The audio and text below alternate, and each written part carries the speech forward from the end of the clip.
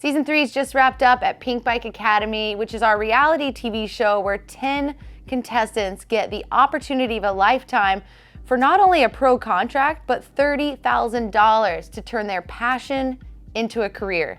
For the third time, we got the chance to change one mountain biker's life. As a judge on that show and a full-time Pinkbike video presenter, I am honored to be part of that process and to help other people achieve their dreams.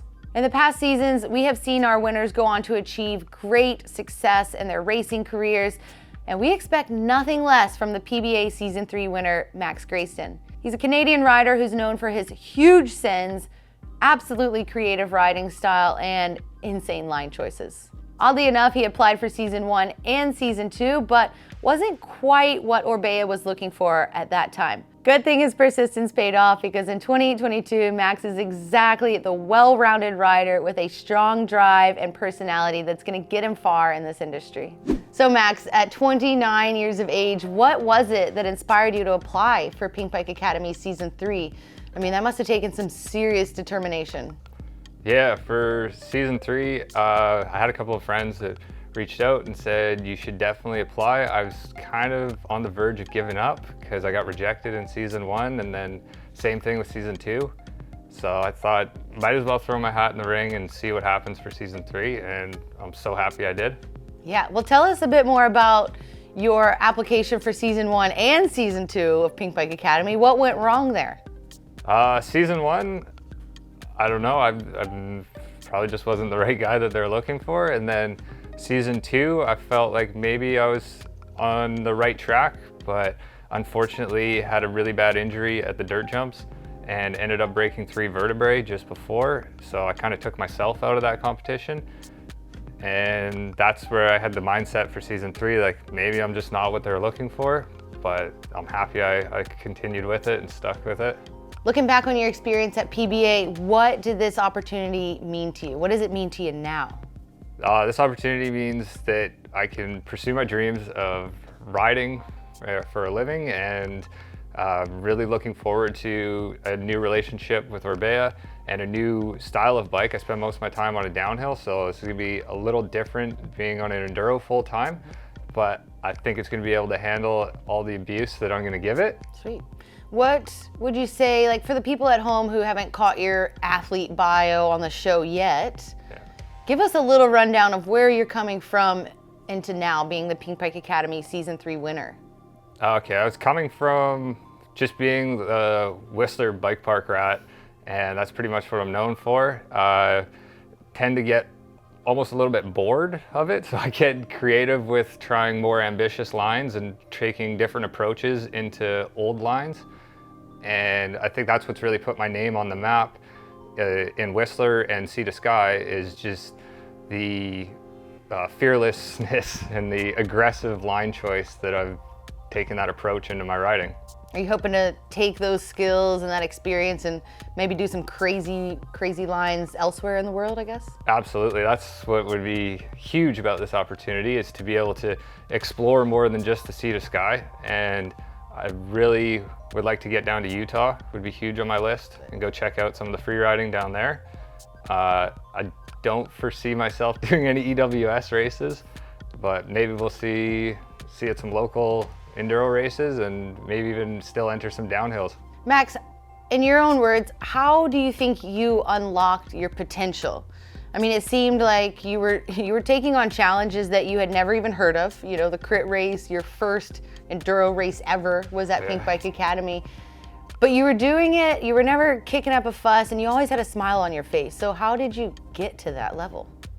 I was just trying really hard to adapt. Like, a lot of it was all new for me, like the racing side of things, but it was very unfamiliar terrain at Big White, being very sandy and huge rocks compared to what I'm used to here. But I was just trying to adapt to each scenario and do the best that I could, and whatever the outcome was is what it was going to be. I was just enjoying it, having fun riding my bike. What do you think the most valuable thing you learned at the Academy was?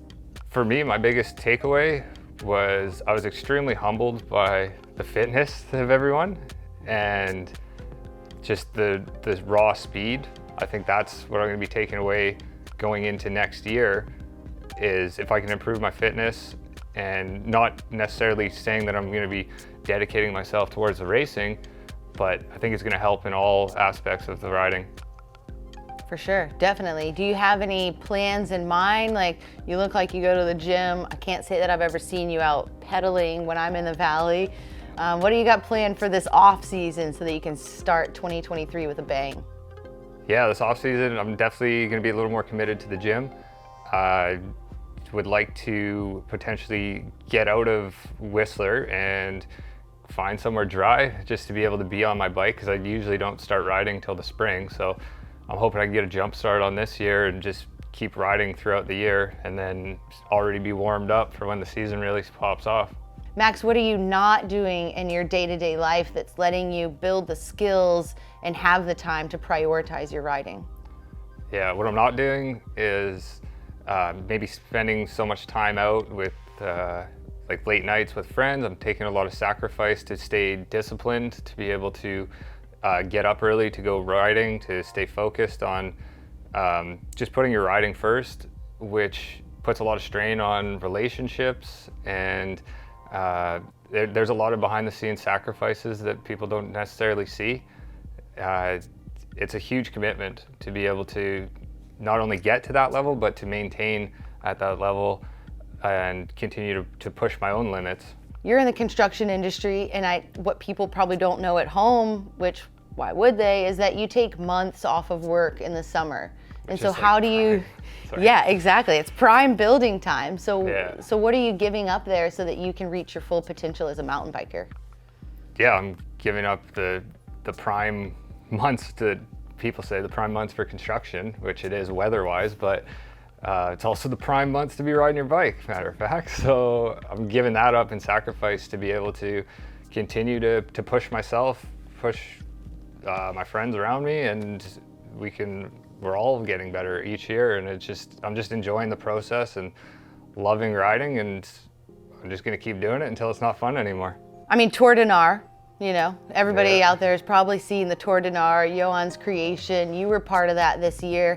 What does it mean to be able to ride with athletes of that caliber, where you guys are pushing each other and they're all experiencing success, but in different ways? Yeah, I was very fortunate, and I got a big shout out to Johan for inviting me along to the Tour de Nar. That was one of the craziest days I've ever had on a bike. It was really good because there's a lot of people from around the world with a different skill set, and everybody just kind of put their egos aside. Everything that we were doing that day was gnarly. Everyone knew it. And it was just a very good, motivational, progressive environment for everybody to learn and excel at. And I think everybody took away something positive. Unfortunate for Steve. That was probably the only negative of the day, but that's part of the sport, and that's part of why it's so satisfying, is because we understand the risks that are involved with it, and to accomplish it and get away from it is such a good feeling. And that's, I think, why we're all pushing ourselves to continue to progress and try something scarier next, and that's what it's all about. Yeah, I mean, it must have been a bit of a mind game, because you guys shot that right before you left to Pinkbike Academy, and nobody knew you were going to do this huge life-changing competition. Yeah. But on that day, at that time, you just had to focus on your riding. Yeah, totally. Leading up to it, the timeline for all this was, we had Crankworks, Tour de Nar, Pinkbike Academy, one after another. And I kept thinking to myself, like, don't get injured. Just be ready, like, for Pinkbike Academy, be there to go and perform. And then I kept thinking, like, well, I got all this other stuff I want to do. Like, I can't be injured for that. I can't be injured for this. I can't. And then I just had to put that all aside and just say, you want to know what? I'm going to give it my all in each discipline. And if something happens along the way, so be it. It'd be unfortunate. And I'm really happy I did, because it kind of sparked me to keep going. Like, for instance, what's fired it off was the morning of the Air DH. I got a message from you saying, $500 on the line for best trick on the tombstone. And I woke up and I saw this text message. I was like, you gotta be kidding me. So I knew Christina wanted to see some sort of trick, and I'm like, all right, I flipped the tombstone before. I think I'm gonna do it in my race run. and then I landed it. It was good. I was happy with the run. And then I think that really sparked it, because then the day right after that, I drove down to Steve's house, spent the night there, and then the Tour of the Nart was the next day, and I was already fired up. So I came out from the morning of that, swinging, ready to go. And then after successfully completing the full Tour de Nart, right after that, I told myself, okay, we're going to Pinkbike Academy. If I'm riding the way I'm riding, I'm winning this thing. Confidence. Confidence is key. You can't go in there half-assed, that's for sure. So as soon as you got home from the academy, what was the first thing you did? First thing I did was ran to my fiance, gave her a big hug, and I'd already called her, so she already knew that I had won. Yeah, just couldn't wipe the smile off my face. It was like the first 2-3 days after, I was just biting my tongue, trying so hard not to tell anyone. And then maybe about a week after, it kind of all just dissolved, and then I was just back riding, and it was pretty easy secret to keep at that point. Yeah. Would you say it was hard to keep the secret that you had even been to the Pinkbike Academy, or people just assumed you were out of town on a holiday? I just told a bunch of people that I was out on a camping trip with a bunch of buddies and had no cell service. It wasn't too hard to keep, just mainly the first probably 2 days when I got back. I just couldn't wipe the smile off my face. And we did it a little bit different this year as far as episodes releasing for the Academy. We dropped 3 right off the bat to build a lot of the characters and really get the story going. Yeah. Did you kind of interact with the viewers a bit? Were you reading the comments? How did that go? Yeah, I read a few of the comments. I'm just kind of staying away from it as much as I can, because sometimes you can kind of put yourself in a downhill spiral. I think a lot of people might be a little bit upset when they find out the finale. I just want to say a huge shout out to Tarmo. That guy is an absolute animal, and I really hope he gets the support that he deserves. What does 2023 look like now that you've got your planner out, you're building some big goals and dreams? Where do you want to go? What do you want to ride? Yeah, I really would like to tag along with Gully and have a chat with him more and figure out what the season's going to look like. And definitely on my hit list, I'd love to make it down to Utah. I'd really like to check out New Zealand if that's a possibility, and maybe even Europe. Who knows? Who knows what's in store? So you love hitting big jumps. You mentioned this to me on the side earlier. Your first couple years in Whistler were mostly A-line and dirt merchant. So do you think you'd want to gravitate towards the Fest series or even just bigger events like that? Yeah, definitely. If there's a spot for me, I would love to come out to any of the Fest series, like a Rebel Hardline or something like that. It would be unreal. That would be a dream come true. That's kind of what I've been working towards.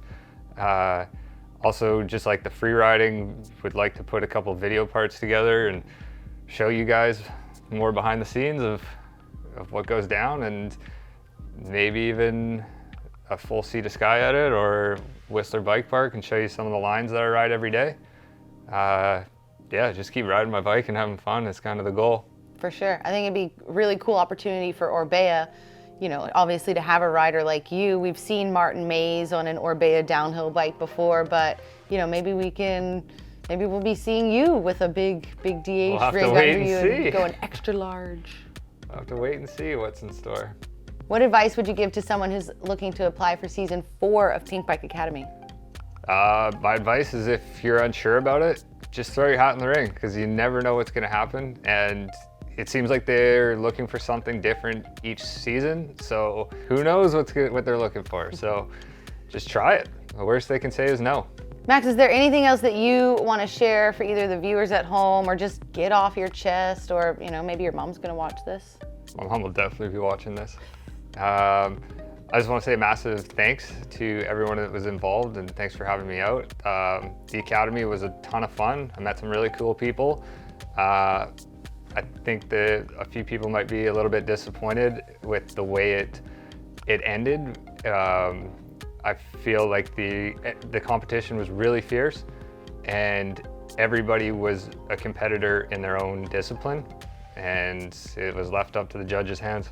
Such a pleasure to get to know Max even better today, and I hope y'all enjoyed the chat as well. Biking right now, it's in a really rad place. And with all the different avenues available to riders, it has fostered some inspiring creations. It's not all about results these days, and especially with the emphasis on being the complete package with personable media skills as well. Good luck in 2023, Max. We cannot wait to see you take this opportunity to the next level. And if you're at home and you enjoyed this video, make sure to subscribe to the channel to keep up with more Pinkbike Academy content. Okay, top of the world, dropping in.